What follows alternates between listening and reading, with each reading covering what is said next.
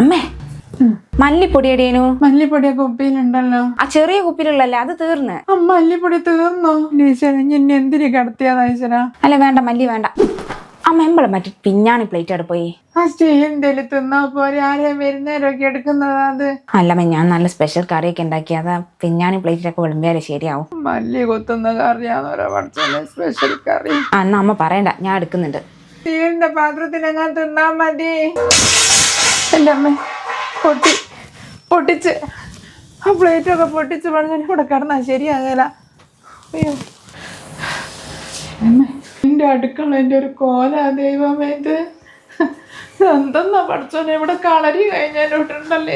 ഇതിന്റെ പായ്ക്കെടുത്ത് ഇങ്ങോട്ടേ അവിടെ കിടന്നെങ്കിൽ എനിക്ക് കടത്തം കൊള്ളൂ. എന്റെ ദൈവമേ, ഈ മഞ്ഞപ്പൊടിയിലെ കുപ്പി എന്തിനെടുത്ത് കല്ലിന്റെ മുകളിൽ വെച്ച്? കറിയിൽ പിന്നെ മഞ്ഞൾ ഇടണ്ടേ? 2 കൊല്ലത്തേക്കുള്ള മഞ്ഞപ്പൊടി പൊടിച്ചിട്ട് വെച്ചത്, അത് എന്തിനെടുത്ത് ചായ വെച്ചേക്ക് പഠിച്ചോനെ.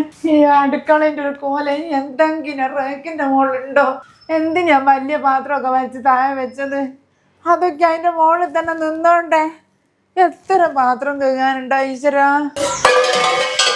എൻ്റെ അമ്മോ, ഇറങ്ങ് അടുക്കള ഇറങ്ങ്. ഹോട്ടലിൽ നിന്ന് കഴിച്ചാൽ മതി. ഞാൻ എങ്ങനെ കൊണ്ടുവരുന്ന അടുക്കളയിലേക്ക് ആരും വരണ്ട.